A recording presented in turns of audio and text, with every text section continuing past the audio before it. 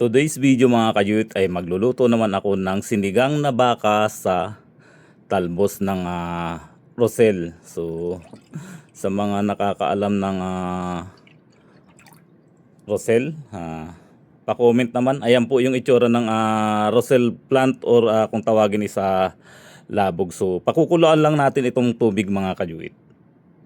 Yan, maglalagay lang ako ng asin. Pamintang buo, ayan, nabubulol pa ako. Ilalagay ko na rin tong beef mga kajuit. So actually binili ko ito na dati ng malambot. Dahil gusto kong makahigop ng mainit at masarap na sabaw, sasabawan ko po siya.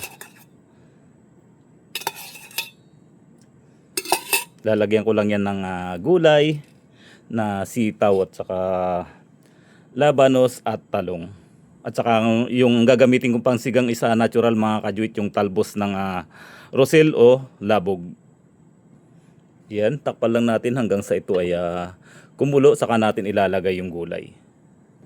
Ayan mga kajuit, dahil kumukulo na, pwede na nating ilagay itong dahon ng rosel o labog.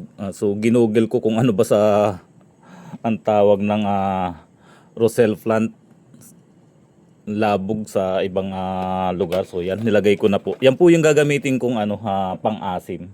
Then lalagay tayo ng labanos. Yan, sitaw. Saka talong.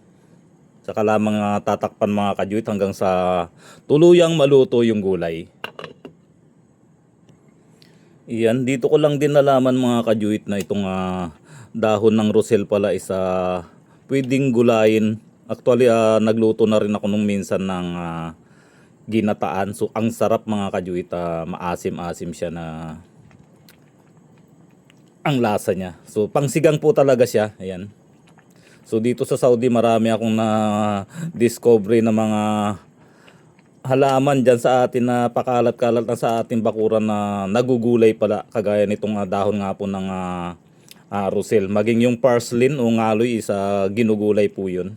Ayan, kunting-kunti na lang maluluto na dahil malambot naman na po dati yung karne ng baka. So yung gulay na lang yung ating palalambutin.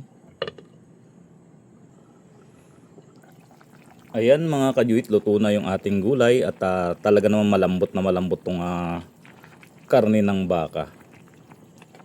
Sa wakas, makakahigop na tayo ng mainit at masarap na sabaw. Yummy!